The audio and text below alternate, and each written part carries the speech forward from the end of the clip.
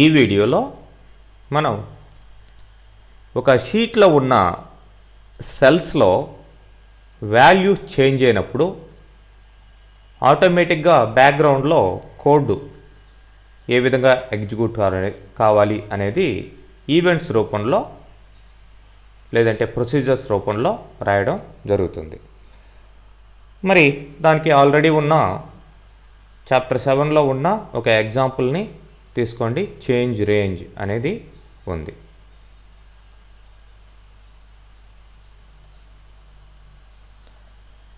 ఇప్పుడు ఇక్కడ ఏదైనా సెల్స్లో చేంజ్ చేసాము అనుకోండి. For example XYZ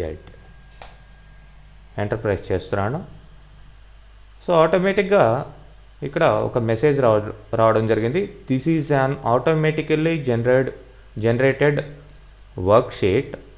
are you sure you want to change it అని ఇది మనం రాసిన ఈవెంట్ కోడ్ మాడ్యూల్ ద్వారా రావడం జరిగింది.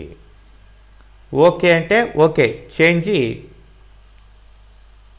జరుగుతుంది. క్యాన్సల్ అంటే ఓకే ప్రీవియస్గా ఏది ఉందో అదే వచ్చేస్తుంది. క్యాన్సల్ అంటే మళ్ళీ బ్యాక్ వెళ్తుంది. క్యాన్సల్ కంటిన్యూస్గా అదే రిపీట్ అవుతూ ఉంది. ఓకే అంటాను.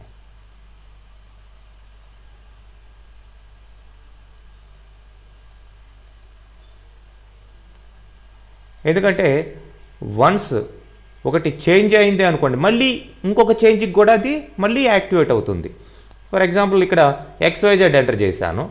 XYZ క్యాన్సిల్ చేసినప్పుడు వద్దు అనుకున్నప్పుడు ఇంతకు ముందర ఉన్న వాల్యూ వచ్చింది. ఇంతకు ముందర ఉన్న వాల్యూ అంటే XYZ పోయి అది వచ్చింది. కాబట్టి మళ్ళీ రిపీటెడ్గా అది ఎగ్జిక్యూట్ అవుతూనే ఉంది. మరి ఇప్పుడు ప్రీవియస్ వాల్యూ వచ్చిందంటే ఇంతకు ముందర ఉన్న XYZ వాల్యూ అనే ఇది పోయింది. కాబట్టి మళ్ళీ ఆ ఈవెంట్ రిపీటెడ్గా ఎగ్జిక్యూట్ అవుతుంది. చూడండి, ఇదే వర్క్ షీట్ చేంజ్ అంటే పాతదైనా కొత్తదైనా మార్పు వచ్చినప్పుడు చేంజ్ అవుతూ ఉంది. మరి అలాంటప్పుడు ఏం చేయాలంటే ఈవెంట్స్ ఎనేబుల్ చేసి ఎనేబుల్ ఈవెంట్స్ ఫాల్స్ ట్రూ అనేది సెట్ చేసినట్లయితే ఇప్పుడు చూడండి అక్కడికి వెళ్ళి